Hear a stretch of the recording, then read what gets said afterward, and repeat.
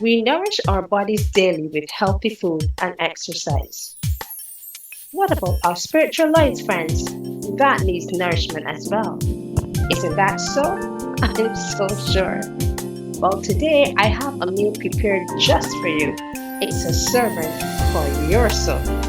So let's set aside some time and listen to beautiful special music from well-known gospel artists, even some here in our country, Barbados, and sermons brought to you by dynamic pastors from Seventh-day Adventist churches all around the world. So let's have some spiritual food for your soul. You do what's right, and I'm a witness that God will bless you.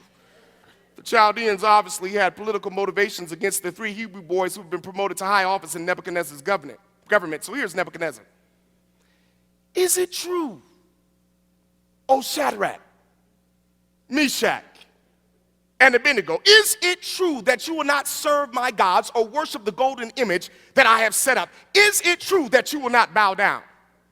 Now everybody's looking at the three Hebrew boys.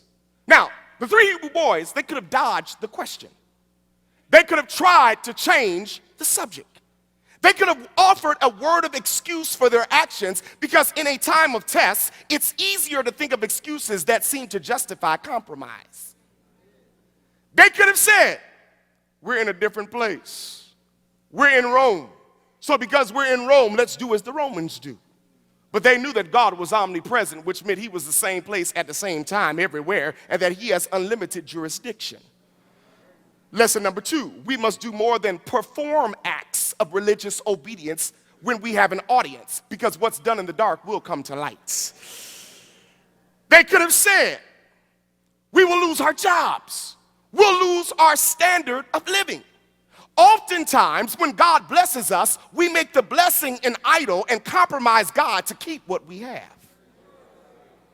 They could have said, everybody else is doing it. Everybody else is bowing down. It's only a short time, and it's only one time, only for a couple of minutes, not too long, just 10 minutes maximum. It's crazy to throw our lives away for 10 minutes. But these young men knew that 10 minutes could change their entire life. Just like somebody tonight knows that if you're not careful, 10 minutes can determine where you spend eternity. They could have said, this is more than can be expected of us. God will understand. God knows my heart. Yes, God does understand. And the challenging part tonight is, yes, God knows your heart. But the fact that God understands should encourage obedience and not be a license to sin. It's getting hot up in here.